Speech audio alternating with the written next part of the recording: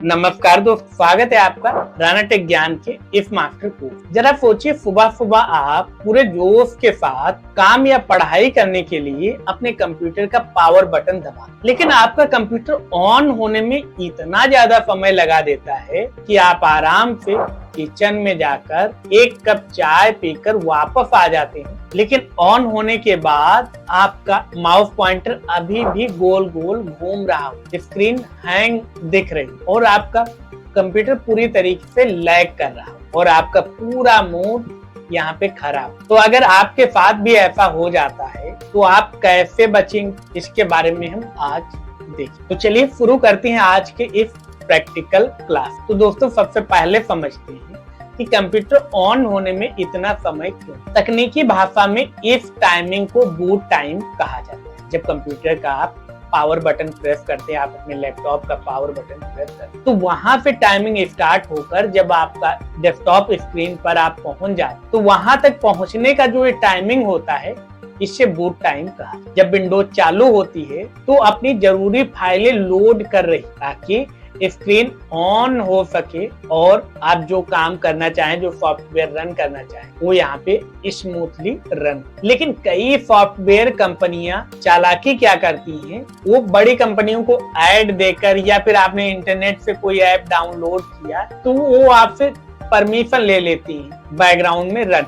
वहां पे क्या करती है, जैसे आप कंप्यूटर ऑन करते हैं, अब आप उस एप्लीकेशन को नहीं ओपन करते, लेकिन वो एप्लीकेशन चुपके से आपके बैकग्राउंड में रन, जिससे आपका कंप्यूटर स्लो। अब आते हैं बिल्कुल प्रैक्टिकल और आसान तरीके पर। सबसे पहले आप कीबोर्ड से जादुई बटन प्रेस करना है, कंट्रोल शिफ्ट एस्केप। जैसे प्रेस करते हैं तो आपके सामने इस तरीके से टास्क मैनेजर आ जाएगा। टास्क मैनेजर के बारे में आपको कोई भी कंफ्यूजन नहीं होगा, हमने बहुत ही डिटेल में बात की। अब यहाँ पे क्या करना है, अब यहाँ पे आपको सारे टैब दिख रहे हैं, यहाँ पे आपको आ जाना है जी स्टार्टअप ऐप, जहाँ पे आपको स्पीडोमीटर जैसा आइकन भी दिख रहा है। अब यहाँ पे बहुत ही ध्यान से स्क्रीन को देखिए, यहाँ पे वो सारे सॉफ्टवेयर हैं, जैसे आप कंप्यूटर को ऑन करते हैं वैसे ही ये ऑन। अब यहाँ पे एक चीज आपको ये भी ध्यान रखना है कि यहाँ पे अगर कोई जरूरी सॉफ्टवेयर है उसे आपने बंद कर दिया तो फिर दिक्कत भी हो सकती। तो यहाँ पे सबसे पहले तो आप इसे समझिए कि कौन सा सॉफ्टवेयर कितना ज्यादा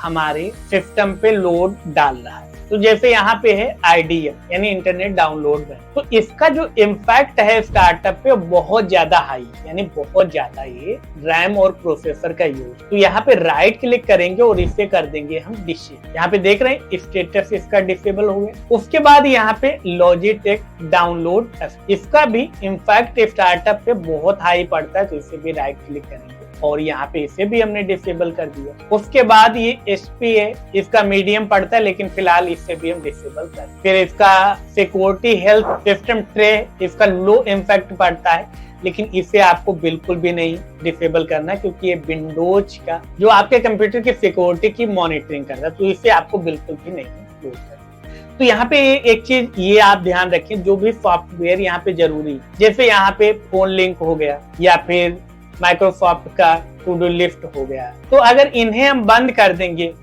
तो क्या होगा, जैसे हम कंप्यूटर ऑन करेंगे और ये हमने बंद कर रखे हैं फोन लिंक वगैरह, तो हमारा मोबाइल ऑटोमेटिक कनेक्ट नहीं है। जो जरूरी प्रोग्राम है उन्हें डिसेबल नहीं करेंगे, उन्हें इनेबल ही रखेंगे, लेकिन जो गैर जरूरी है उन्हें हम डिसेबल करें। और खासकर उन प्रोग्राम को जरूर डिसेबल करेंगे जिनका स्टार्टअप इम्पैक्ट हाई। और यहाँ पे ये भी चीज आप ध्यान रखें, मान लेते जैसे हमने IDM यहाँ पे इंटरनेट डाउनलोड मैनेजर को डिसेबल, तो हमारे कंप्यूटर से ना तो डिलीट हुआ है ना तो अनइंस्टॉल, बस क्या है कंप्यूटर में ऑटोमेटिक नहीं ऑन होगा।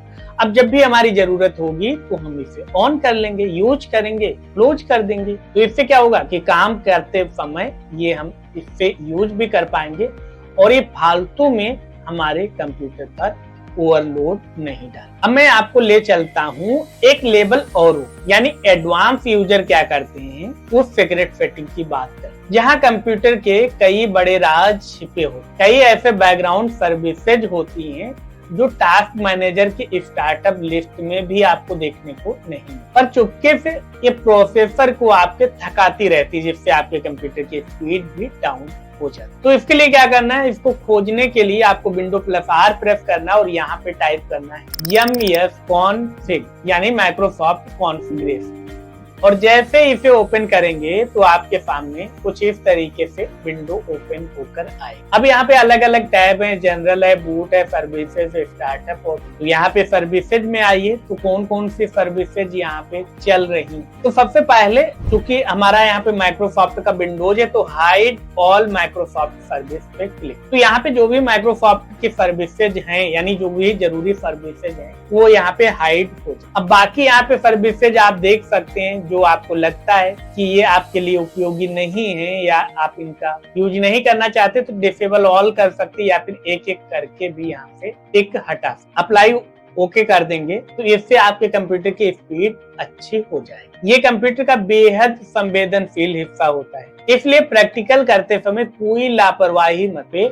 आपको सबसे पहला जो काम करना है वो हाइड ऑल माइक्रोसॉफ्ट सर्विसेज को टिक लगा देना है, यानी सारी हाइड कर। और किसी भी सर्विस को डिसेबल तभी करना है जब ये माइक्रोसॉफ्ट के सर्विस को आप हाइड कर। इसके अलावा इंटरनेट से मिलने वाले किसी भी फर्जी विज्ञापन या बूट बूस्टर या फिर रैम क्लीनर नाम के फेक सॉफ्टवेयर के चक्कर में ये फर्जी सॉफ्टवेयर कंप्यूटर तेज करने के नाम पे आपके पर्सनल डेटा को चुरा ले, जिससे आपको काफी दिक्कत हो। इसलिए ऐसे सॉफ्टवेयर से आप बचें और जो तरीका बताया गया उन तरीकों का उपयोग करके आप अपने कंप्यूटर के स्पीड को सुधार। तो दोस्तों आज हमने कंप्यूटर के बूट टाइम को 50% तक कम करने के बारे में देखा। अब ये सारी चीजें आप अप्लाई करके अपने कंप्यूटर को जब बंद करके ऑन करेंगे तो आप देखेंगे कि आपका कंप्यूटर पहले से काफी तेज ऑन होता है। तो चलिए तुरंत रिकैप करते हैं कि आज हमने क्या क्या सीखा।